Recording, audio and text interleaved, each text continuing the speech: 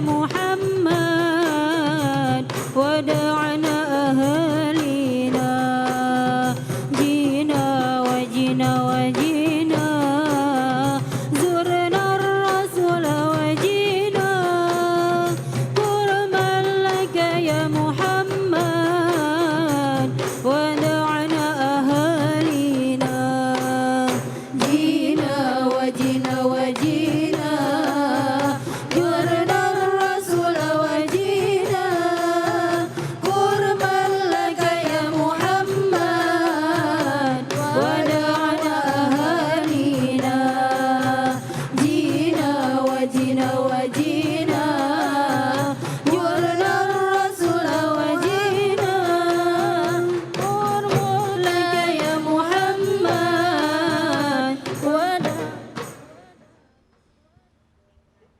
A'udzubillahiminasyaitonirrajim. Bismillahirrahmanirrahim. Assalamualaikum warahmatullahi wabarakatuh.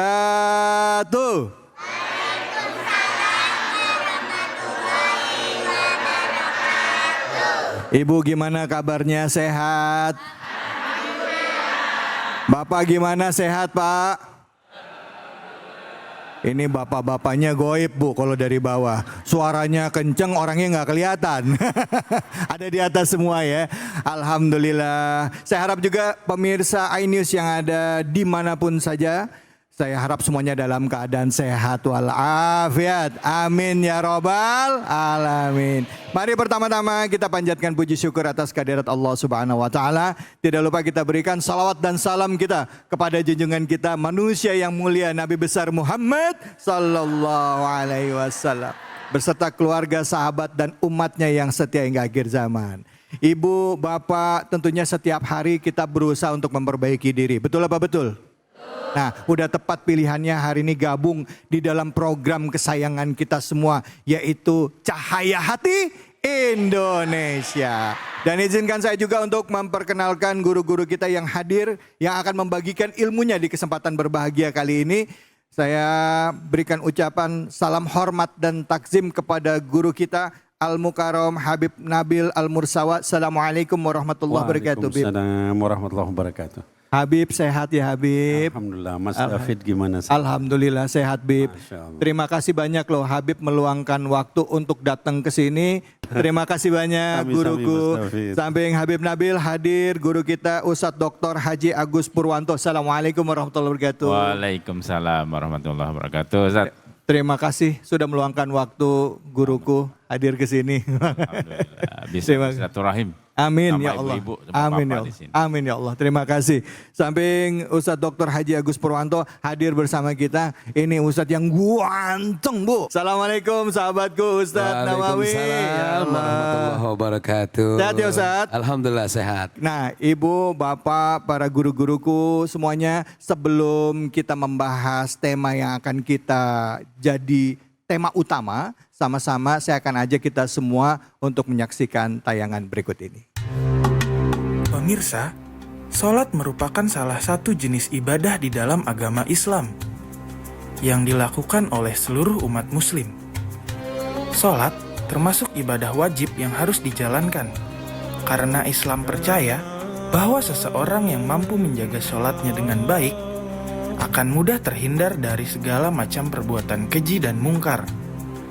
Sebagai kewajiban bagi setiap umat muslim, pelaksanaan sholat harus dilakukan dengan khusyuk dan mengikuti tuntunan agama. Lantas, mengapa kita harus selalu menjaga sholat kita? Sebagai muslim tentunya kita sadar bahwa sholat itu bukan hanya karena diperintah Allah ya sebagai wujud keimanan kita, tapi kita butuh sholat. Benar gak Bu? Benar ya, yang butuh sholat siapa? Kita. Nah, untuk membahas tema ini, tapi sebelumnya saya mau nanya dulu sama jamaah, ada nggak yang mau curhat nih? Ada nggak yang mau nanya? Yang mana? Ibu silahkan. Silahkan Ibu. Assalamualaikum warahmatullahi wabarakatuh, Pak Kyai. Waalaikumsalam warahmatullahi wabarakatuh. Nama saya Siti Mutiah dari Majelis Taklim Al-Muhajirin. Curhat dong Pak Kyai. Silakan Ibu. Begini Pak, saya punya suami. Saya sudah ngajak sholat berkali-kali. Ya. Namun dia bilang males-malesan terus. Dia bilang ntar dulu lah bun, ntar dulu. Sebentar lah gitu. Gimana saya sebagai istri ya Pak ya harus bagaimana caranya mengatasi suami saya ini. Supaya rajin sholatnya. Oh. Begitu Pak Kiai. Nah, iya. Jawabannya. Baik, terima kasih banyak Ibu siapa tadi? Siti Mutiah. Ya. Ibu Siti Mutiah, terima kasih. Habib, guruku, bisa dibahas tentang jawaban dari Ibu dan juga tentang hikmah sholat dalam kehidupan sehari-hari. Fadol Habib. Ya baik. Bismillahirrahmanirrahim. Ibu Mutiah yang dimuliakan Allah. Juga para pemirsa Cahaya Hati Indonesia dimanapun berada. Para guru yang saya muliakan dan Mas David yang ganteng. Jadi tadi pertanyaannya adalah berkaitan bagaimana caranya kita menyadarkan suami. Atau mungkin ada suami yang bagaimana caranya menyadarkan istri kita kalau nggak sholat. Jadi kalau seorang ibu atau seorang istri ingin menyadarkan suami, nomor satu adalah kita nyampaikan dengan cara yang sangat lembut. Ya. Kenapa? Karena bagaimanapun suami itu adalah qawwam, pemimpin kita. Kalau kita sampaikan dengan cara yang kasar, yang galak, ya lalu kemudian tidak enak, orang cenderung akan lari, tidak akan mau dengar. Itu nomor satu. Lalu yang kedua, coba ibu ketika misalnya habis sholat fardu, ini waktu-waktu yang mustajab. Ya, waktu mustajab itu habis sholat fardu, pada saat kita sedang puasa, pada saat kita sedang sakit, pada saat kita sedang safar, itu doakan secara khusus pasangan kita itu supaya dia mau sholat. Supaya Allah bukakan hatinya gitu ya untuk sholat. Karena yang namanya doa istri kepada suaminya itu dikabul sama Allah Subhanahu wa taala.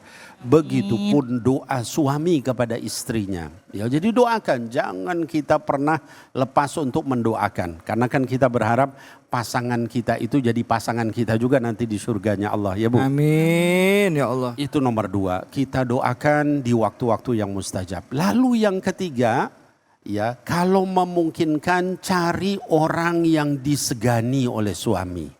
Ya. Pasti yang namanya pasangan kita punya orang yang disegani. Apakah itu ustadz, apakah itu mungkin mertua, apakah itu kakaknya atau apa. Sampaikan minta tolong untuk sama-sama menasehati. Ya. Jadi ketika kita menasehati pasangan kita jangan sendirian Bu, ajak bareng-bareng. Ya, kalau perlu anak kita, yuk Pak, ya kita sholat, ya sama-sama ke masjid, bareng-bareng. Itu yang namanya manusia ketika lihat anaknya yang ngajak, ya istrinya yang ngajak, ya orang-orang terdekat yang perhatikan dia, hati nuraninya bakal tersentuh. Mudah-mudahan dengan cara seperti itu akan membukakan hati pasangan kita untuk mau sholat. Wallahu a'lam bishawab. Baik, alhamdulillah, terima kasih banyak. Terima kasih Pak Kiai atas Sama-sama. jawabannya. Terima kasih banyak Ibu atas pertanyaannya. Silahkan selanjutnya kepada guru kita Pak Ustadz Dr. Haji Agus Purwanto, silahkan. Silakan. Bismillahirrahmanirrahim. Terima kasih tadi sudah diberikan kesempatan dan pertanyaan Ibu Mutia yang luar biasa. Dan tentunya kita ingin masuk bareng-bareng Bu ya, masuk surga maksudnya, bukan masuk kemana-mana ya. Nah itu tadi sudah diberikan tipsnya oleh Habib, luar biasa. Dan bagaimana kita menimbulkan rasa cinta kita kepada Allah. Karena dengan kita banyak sholat, kita terus menjalankan hal ini, menimbulkan rasa cinta kita kepada Allah. Bukti bahwa kita cinta kepada Allah dengan apa Bu? Sholat. Awwalu ma yuhasabu bihil abdu as-sholat. Jadi sholat itu kita nikmati, kita jadikan ini kebutuhan kita. Seperti makan, kalau nggak makan kita akan lapar Bu. Iya. Jadi betapa nikmatnya kalau kita sudah mendapatkan nikmat yang Allah berikan ketika kita melakukan sholat. Semuanya rasanya nikmat. Seperti makan, ketika Allah memberikan nikmat, pada sentuhan pertama itu luar biasa. Kita merasakan nikmatnya. Kemudian seperti misalnya kita tidur nikmat gimana Bib? Luar biasa ini. Luar biasa. Kita Pakai AC meminta. nikmat. Iya. Kita meminta agar bisa bertemu dengan Rasulullah SAW dalam mimpi. Amin, amin ya Allah. Luar biasa itu. Amin ya Allah. Itu kenikmatan yang Allah berikan. Jadikan setiap kita sebelum tidur minta kepada Allah Subhanahu wa taala atau bisa bertemu dengan Rasulullah SAW. Iya. Yang telah menjadikan dan memberikan kepada kita kesempatan untuk menjadi hamba-hamba. Semua kita cinta Allah Subhanahu wa taala. Ya. Seperti itu. Baik, Ustadz, tapi ada pertanyaan nih Ustadz. Apakah mungkin Ustadz, ini orang kalau males sholat ya artinya mau melaksanakan sholat aja males. Mungkin gak itu karena ada dosa-dosa di dalam diri dia yang akhirnya nyebabin dia jadi males sholat gitu. Bener gak Ustadz? Gimana sih Ustadz? Ya itu karena dosa-dosa itu juga dapat memberikan rasa malas kita. Oh. Maka teruslah beristighfar, bertaubat kepada Allah Subhanahu wa taala. Iya. Karena salah satu untuk membersihkan dosa kita dengan apa? Dengan bertaubat. Dengan bertobat. Ibu sholat mulu jawabannya. Salah satu cara untuk membersihkan diri kita adalah dengan bertobat, beristighfar. Supaya sholatnya jadi, supaya bukan rajin, supaya jadi mau sholat. Kalau sholatnya rajin Bu, lebih dari 5 waktu, itu rajin. Tapi kalau 5 waktu, itu baru standarnya. Silakan, terima kasih banyak Ustadz. Ustadz Namawi, fadhol. Baik, bismillah. Assalamualaikum warahmatullahi wabarakatuh. Assalamualaikum warahmatullahi wabarakatuh. Sehat ya Ibu? Alhamdulillah. Siti Mutia sehat? Ibu Siti Mutia yang bertanya. Percis tadi apa yang disampaikan oleh guru kita, Habib Nabil. Sampaikan dengan cara yang baik, yang santun, yang bijak. Bila perlu, seorang istri itu harus mempunyai sifat al-wadud. Apa itu al-wadud? Al-wadud dari kata mawaddah. Seorang istri yang hari ini ada di dunia, nanti bakal jadi bidadari di surga. Ya Allah. Apa itu al-wadud? Seorang istri yang bikin tiap hari suaminya jatuh cinta. Ya salam. Maka yang tadi disampaikan oleh guru kita Habib Nabil, sampaikan dengan cara yang baik, yang santun.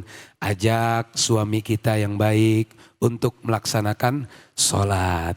Oleh karenanya saya juga menyampaikan kepada para suami di rumah, jangan sampai kita masuk dalam predikat dayuth. Yang tidak mau mengajak istrinya untuk melaksanakan ibadah. Ini istrinya ngajakin ibadah aja malas.